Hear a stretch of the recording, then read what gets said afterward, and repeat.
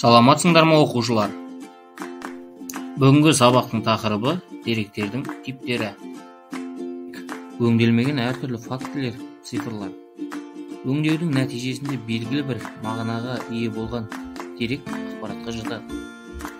Төменгі сыныптарда ақпарат ұсынудың мәтіндік, сандық, дыбыстық және графикалық түрлерімен танысқанбыз. Программалау тілдерінің көмегімен деректерді өңдеу үшін оларды типтерге жіктейді. Сандық ақпарат сандық деректерден құралады. Математикада сандар өсінде орналасқан сандарды натурал, бүтін, нақты және тағы түрлерге жіктейді.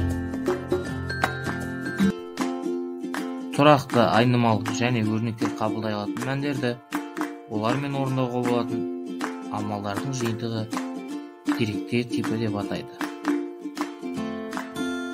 Python'да қолданылатын деректер бүтін сан, нақты сан, жолдық және логикалық типтердің біріне жатады.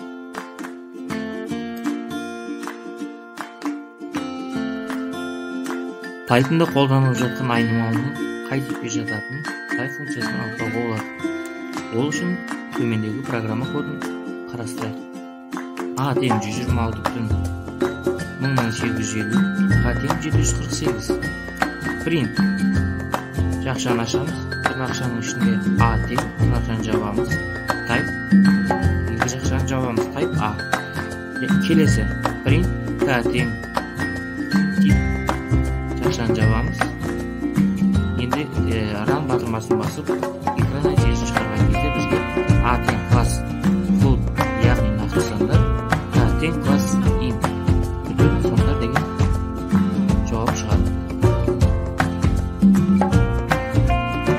Сабақты дұрыс түсіндіріңдер.